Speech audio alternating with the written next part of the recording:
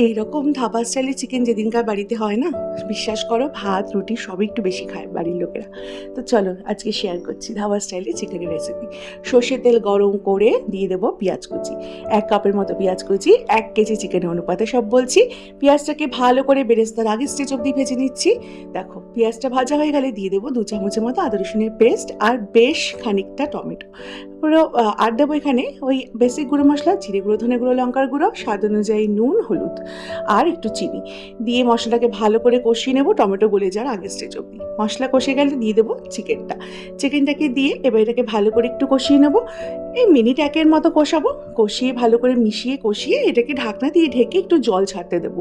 ওই মিনিট 3-4 পর যখন জলটা ছেড়ে দেবে তখন এবার এটাকে তুলে হাই ফ্লেমে বেশ খানিকটা হাতে সময় নিয়ে কষাবো। কষানো হয়ে গেলে দিয়ে দেবো 1 চামচের মতো চিকেন কারি মশলা আর 3-4টা কাঁচা লঙ্কা চেরা আর দেবো 2-3 চামচের মতো ফ্রেশ ক্রিমের জায়গায় দিতে পারো কাজু বাটা, যে কোনো একটা দিলেই হবে। আর দিয়ে দেবো একটু কাসুরি মেথি একটু ক্রাশ করে দিতে হবে। দিয়ে তারপর এটাকে ভালো করে আরও একটু কষিয়ে নাও। কষিয়ে নিয়ে তারপরে এর মধ্যে দিয়ে দাও হালকা উষ্ণ গরম জল ঝোলের জন্য। সেটা অপশনাল, না চাইলে এটা কিন্তু স্কিপ করতে পারো। ঝোলের জন্য যদি জল না দিতে চাও, কষা কষা খেতে চাও, সেটাও করতে পারো। তারপরে মিশিয়ে এটাকে ঢাকনা দিয়ে লো ফ্লেমে রেখে দেবো টানা 10 মিনিট। 10 মিনিট পর দেখবে চিকেন একদম সেদ্ধ হয়ে গেছে, পরিবেশনের জন্য একেবারে রেডি।